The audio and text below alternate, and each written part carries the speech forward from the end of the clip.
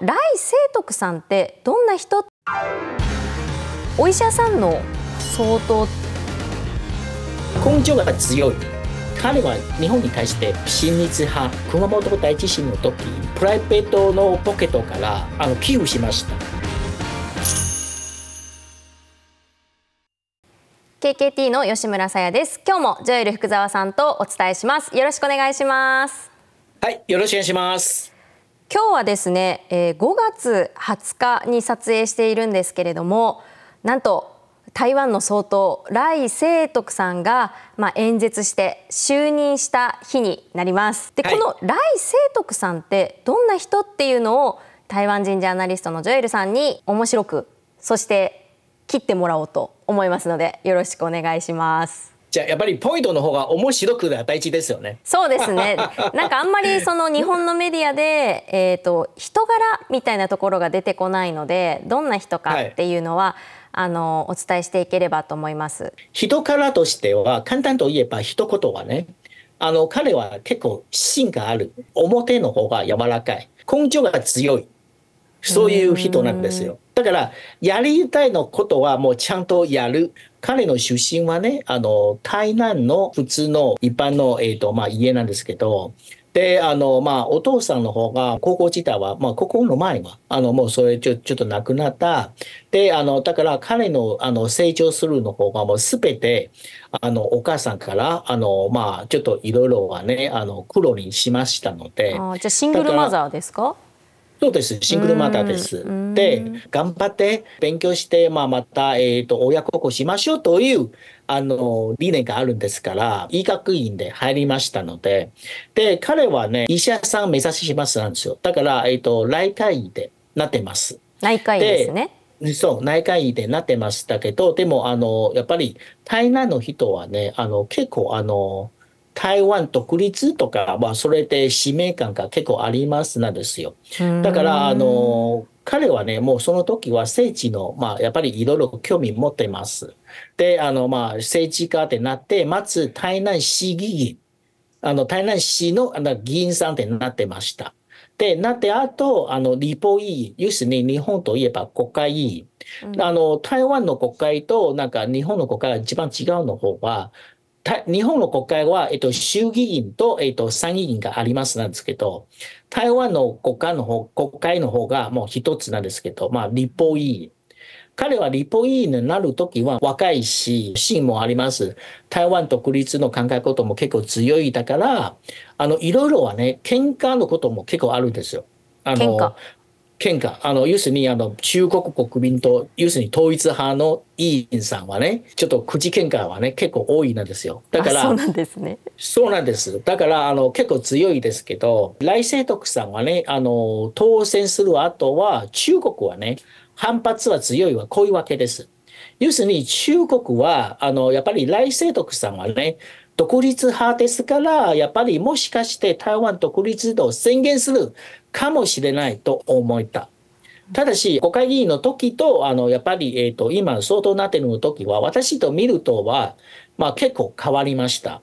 要するに、議員の時は自分の主張、自分の理念、やっぱりちゃんと主張しないと、芯がなかったから、それやっぱり大事なんですけど、今、総統ってなってて、結構柔らかくなっちゃったかなと思うんですよ。要するに、台湾独立とか、そういう話もどんどんなくなったし、それでやっぱり全般的、やっぱり両岸、要するに台湾と中国、やっぱりちょっと平和、要するに台湾海峡、平和一番大事の目指ししますので、彼は今、総統になってるだから、ただの台南の、そういう、なんだか有権者のみではじゃなく、台湾全般的の有権者。と、やっぱり台湾と日本、台湾とアメリカ、要するに国際的のそういう視線が見えないと、それダメです。だから、そういう戦略の方が、彼はね、結構そういう、もう成長しましたので、だから、今のところで、来清徳さんの、言うのことと見ると、アメリカでも日本の政治家でも、やっぱり安心感、持ってますと思います。彼の総統の就任式。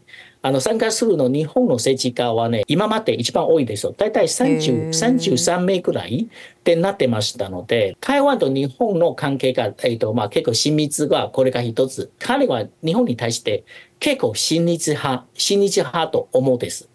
熊本大地震の時、彼はね、プライベートのポケットからお金を寄付しました。市の予算じゃなくてってこと？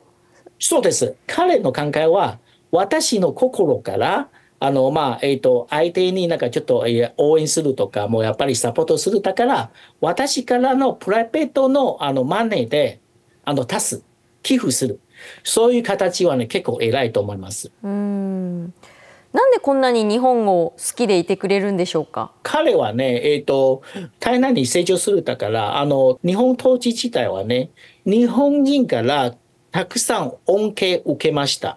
例えば、ダムとかもそれがないので、やっぱり、もし、それで、畑でなんかちょっと水が欲しいなら、全然なんか何ともできないんですけど、その時は、やっぱり日本からの、エンジニアとか技術者とか、結構、嘉義とか台南の方に、手伝いしますので、もう建設しましたんですよ。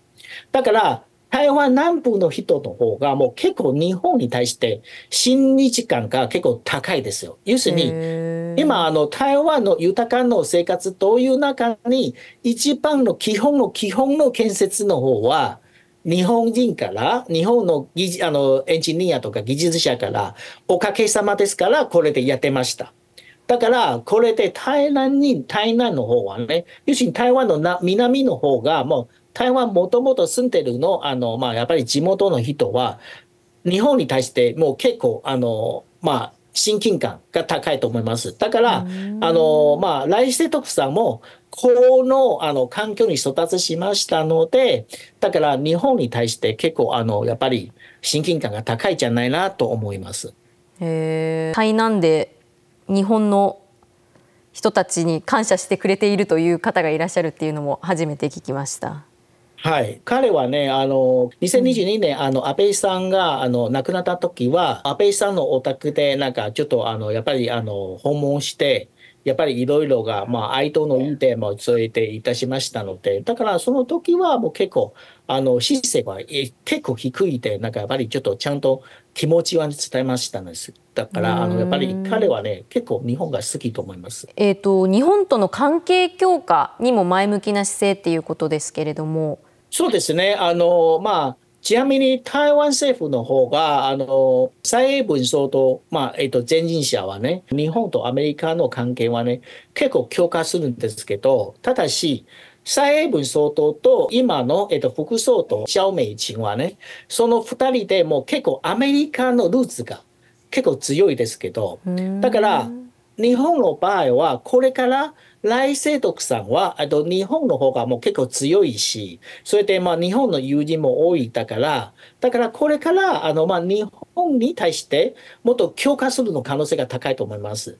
ただし、問題があるんですよ。来世徳さんの周りは、日本語喋ってるの、それで、幹部たちはね、ちょっと少ない。もっと日本の強化するならば、もっと日本知ってるの方々はね、やっぱりちょっと周りに作らなければいけません。大聖徳さんはね、芯が強い。表が柔らかいだけど、でも一つの欠点があるんですよ。それで欠点としては、彼はね、自分の信用するの方がずっと信じます。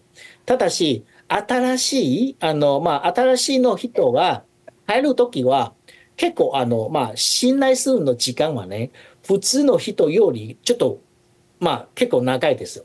中国と、やっぱり日本、アメリカ、台湾の関係は、やっぱりちょっと、厳しい。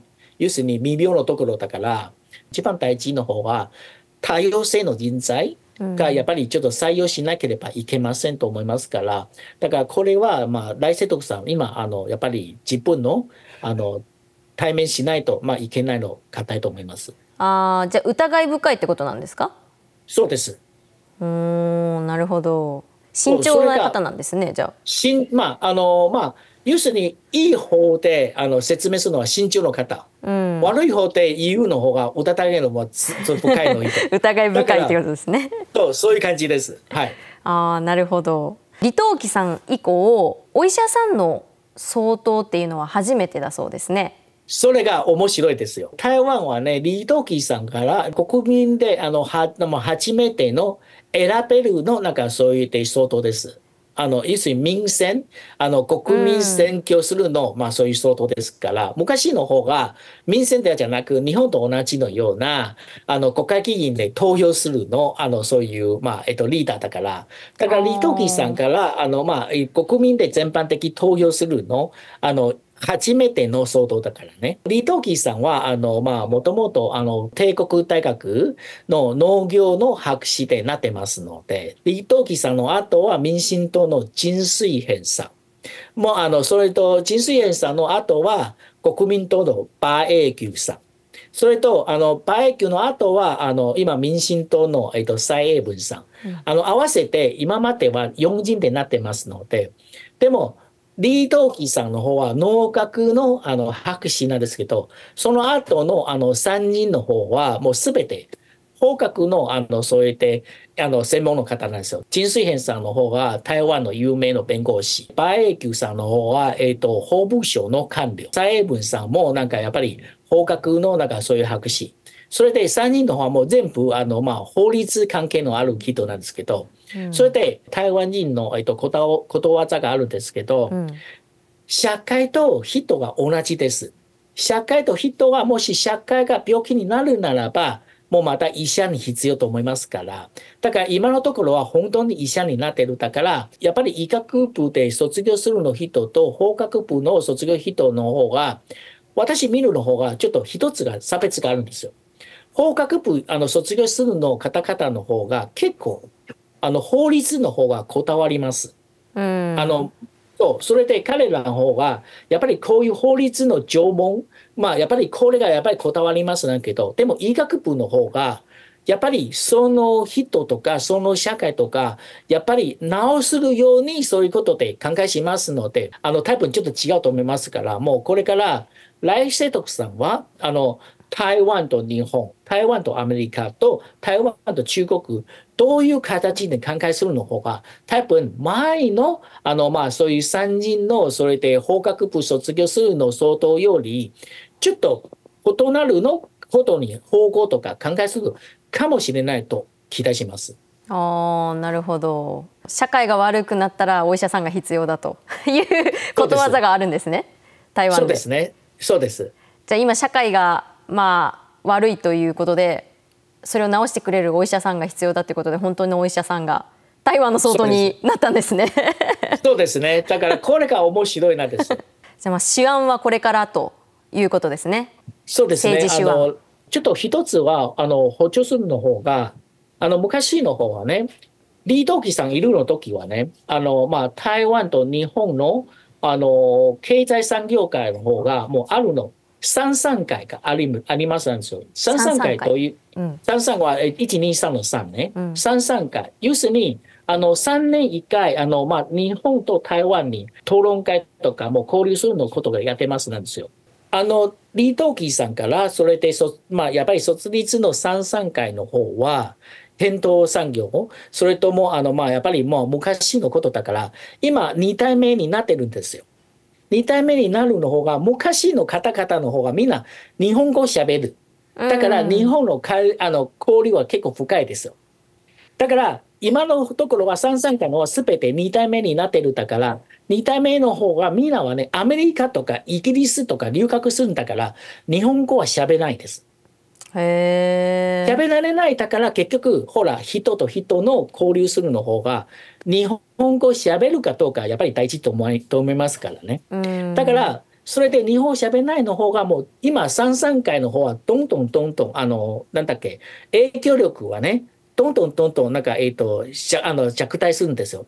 ダメになっちゃうですから。うん。だから今、来世徳さんはね、今ちょっと、ある考えことがあったんですけど、今はね、やっぱり台湾と日本の間は半導体産業とか、やっぱり、スタートアップ、そういう企業も結構多いだから、新しいの三々会を作りますかどうかちょっと考えしますので。だから、もし新しい三々会になるならば、半導体産業、それともバイオテック、それと農業の関係のスタートアップ。だから、そういう新しいの一新するの、そういう組織になるかもしれないという噂が来たことあります。なるほど。じゃあ経済界にもメスを入れようというところなんですね。そうなんです。なぜなんか経済界にメス入れるということが大事なことはね、今台湾と日本はもうとても親密なんですけど、ただし今のところは国交がない。外交関係がありませんので、だからできれば経済からメス入れて、経済からやっぱり日本とまた交流で保ちしますので、それでこれがある意味で経済安保という話がもうやっぱり実現しますかもしれないと思います。なるほど。私は熊本と台湾のニュース発信しますので、皆さんチャンネル登録してね。我现在会跟大家讲有关熊本跟台湾的一些事情哦，记得登录这个我们的小铃铛哦。